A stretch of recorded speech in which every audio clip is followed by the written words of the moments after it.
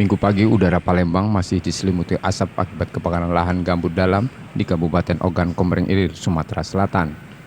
Indeks standar pencemaran udara atau ISPU di Palembang pada pukul 9 Minggu pagi masih berada di 255 mikrogram per meter kubik atau pada level sangat tidak sehat.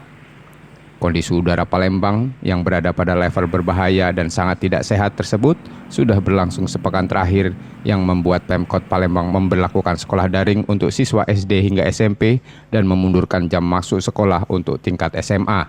Pemkot Palembang tetap akan memberlakukan sekolah jarak jauh tersebut hingga kondisi udara benar-benar baik.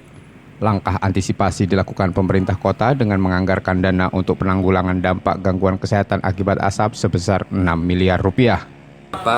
Ketika ISPU itu turun di hijau, baru saya akan bersikap. Karena sekarang masih sangat fluktuatif, kadang posisi di hitam, kadang di merah, kuning, tapi pagi tadi naik lagi ke merah. Artinya tetap kita, karena ini kondisi kesehatan anak-anak kita, tetap saya perlakukan untuk daring sampai saat ini. Alhamdulillah kita sudah menganggarkan dana BTT-nya. Dana BTT sudah kita anggarkan kemarin di angka lebih kurang 6 miliar untuk persiapan ini, untuk antisipasi permasalahan ISPU yang cukup tinggi. Hari ini.